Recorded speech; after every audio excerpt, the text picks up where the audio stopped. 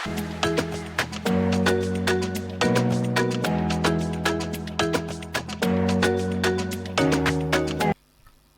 हिंदू देशाय, नमो भारत संस्कृति। आप सभी को चैत्र शुक्ल प्रतिपदा की बहुत बहुत शुभकामनाएं। नवरात्रि का आज पहला दिन है। आप सभी लोगों को बहुत बहुत शुभकामनाएं नए संवत्सर की।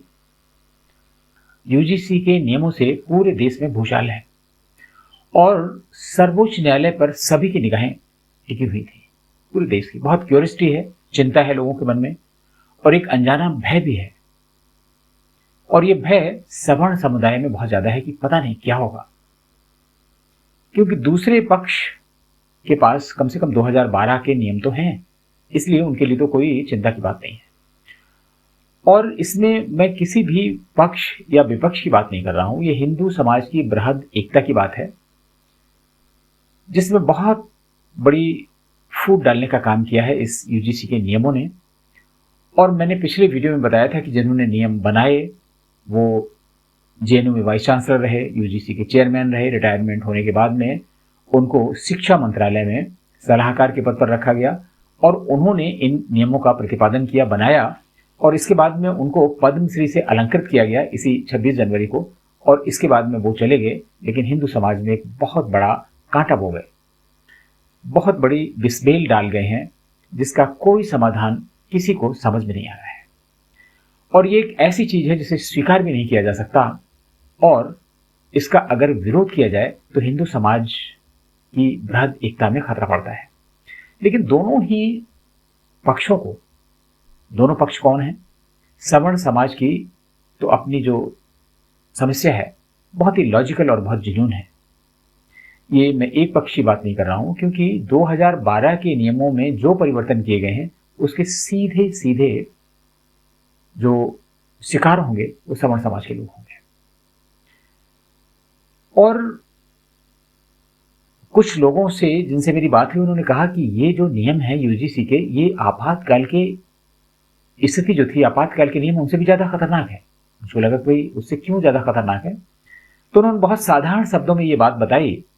एक पूर्व न्यायाधीश है, उन्होंने कहा कि भाई आपातकाल में परेशान थे तो उनको क्या था, जेल जाते थे और छूट के आ जाते थे।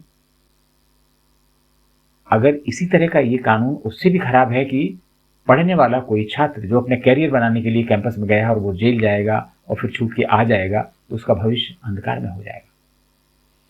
और SC/ST एक्ट का जितना दुरुपयोग हुआ उसको देखते हुए ऐसा लगता है कि इसका दुरुपयोग निश्चित रूप से अगर इस फॉर्म में ये लागू किया गया तो जरूर होगा।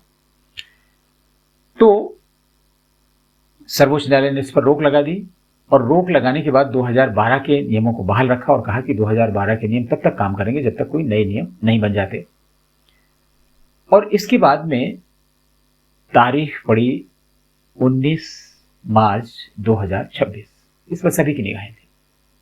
आज सुबह से ही दिल्ली में भीड़ जमा है दोनों ही पक्षों की। विरोध करने वालों ने एक नया तरीका अपनाया है और वो ज्यादा खतरनाक है। अगर उसके प्रत्युत्तर में दूसरे लोग सामने आएंगे तो हिंदू समुदाय है उसको बहुत ज्यादा चोट पहुंचेगी, बहुत ज्यादा डेंट होगी जो एकता है। आज इसके पक्ष वाले लोगों ने, जिसमें भीम आर्मी जो रावण है, चंद्रशेखर रावण, उनकी पार्टी के लोग थे, उन्होंने मनुस्मृति जलाने का काम किया और उन्होंने कहा कि मनुस्मृति जलाने का हमारा संवैधानिक अधिकार है और अगर मनुस्मृति को कोई जलाता है तो उसे कुछ नहीं हो सकता, क्योंकि संविधान इसकी इजाजत देता है। आप तर्क और कुतर्क में कोई अंतर नहीं ढूंढ सकते। वहीं सवर्ण लोग इसे रोल बैक के नारे लगा रहे हैं। सोशल मीडिया पर लगातार कैंपेन चल रहा है और जो विद्यार्थी हैं, युवा वर्ग है, वो खासा परेशान है, आक्रोशित है। लेकिन सरकार की तरफ से कोई इंडिकेशन नहीं आया कि सरकार क्या करेगी। किसी भी राजनीतिक दल ने इसमें बोलना उचित नहीं समझा। बजट पर इतनी बातें हुई, विपक्षी दलों ने इतना शोर मचाया, ईरान के मुद्दे पर शोर मचाया, लेकिन अपने भारत के मुद्दे पर सभी ने चुप्पी साधी रही। आप समझ सकते हैं कि सीधा सीधा ये वोट का मामला है। और कहा भी जाता है कि जिसकी जितनी संख्या भारी बस यहीं से हिसाब किताब बिगड़ता है। आज हम आपको बताएंगे कि सर्वोच्च न्यायालय में क्या हुआ और किसको क्या उम्मीदें थीं और इसके बाद में लोगों की प्रतिक्रिया क्या रही। तो सर्वोच्च न्यायालय में ये मामला लिस्ट था आज के लिए, लेकिन जैसी कि संभावना थी और एक कयास लगाया जा रहा था काफी दिन से कि इसकी सुनवाई नहीं होगी, तारीख पर तारीख पड़ेगी। पता नहीं आगे क्या होगा, लेकिन आज इस पर सुनवाई नहीं हो सकी और उसका कारण यह है कि सरकार ने अभी अपना जवाब दाखिल नहीं किया है। सरकार जवाब दाखिल करने से बचना चाहती है। यद्यपि सर्वोच्च न्यायालय ने अभी कोई तारीख निर्धारित नहीं की है अगली, कल पता चलेगा कि उसकी तारीख क्या है, लेकिन सरकार का जवाब नहीं आया है और इसलिए जब भी कभी सुनवाई इसकी होगी तो सरकार इसमें और समय की मांग करेगी। अगर इस पर पूरी तरीके से रोक लगाते हैं तो दूसरा पक्ष आंदोलन करेगा और अगर इसे लागू कर देते हैं तो सवर्ण समाज के साथ बहुत बड़ा अन्याय हो जाएगा, जिसे सरकार भी समझने को तैयार नहीं है और जिसे इसके कथित लाभार्थी भी समझने को तैयार नहीं है। अगली तारीख आने तक तो हमें इंतजार करना होगा, लेकिन सरकार के अंदर खाने से जो बातें आ रही हैं कि सरकार ऐसी स्थिति में पहुंच गई है कि वो ना तो पीछे जा सकती है ना आगे जा सकती है। लेकिन ये बिल्कुल नहीं कहा जा सकता है कि अनजाने में हो गया। ये बिल्कुल विशुद्ध जानबूझकर राजनीतिक नफा नुकसान को ध्यान में रखकर किया गया है, लेकिन शायद किसी को अंदाजा नहीं होगा कि इसका प्रत्युत्तर ऐसा मिलेगा, ऐसा दिया जाएगा। और जब इतना प्रतिवाद हो रहा है तो सरकार असहज है और वो चाह रहे हैं कि इसका एमिकेबल सॉल्यूशन हो।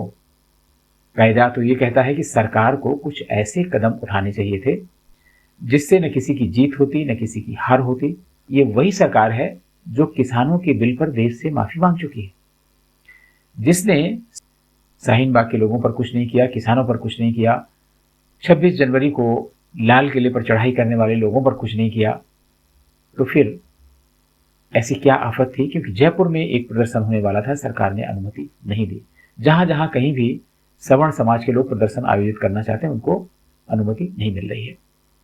इसका मतलब ये हुआ कि सरकार इसमें कोई भी रियायत देने के मूड में दिखाई तो नहीं पड़ रही है, लेकिन वह यह भी नहीं चाहती है कि इसका नुकसान हो।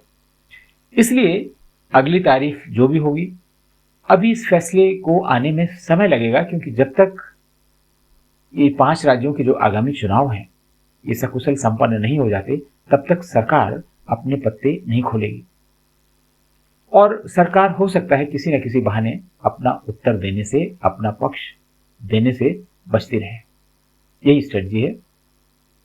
कई बार देर से कुछ सॉल्यूशन अपने आप निकल जाते हैं, प्रेसिपिटेट हो जाते हैं, और दूसरे समय एक ऐसा मलहम होता है जो बड़े से बड़े घावों को भर देता है। सरकार की ये भी उम्मीद होगी कि ज़्यादा समय होगा तो लोग घर बैठ जाएंगे और सोचेंगे चलो होगा, देखा जाएगा।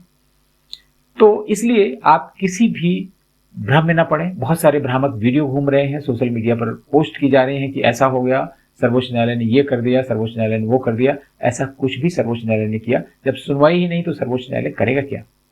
अब हमें अगली सुनवाई का इंतजार करना चाहिए और सरकार पर दबाव बनाना चाहिए कि कोई ऐसा बीच का रास्ता निकाले कि कम से कम जो यथास्थिति थी 2012 की, उस तरह की स्थिति बनी रहे।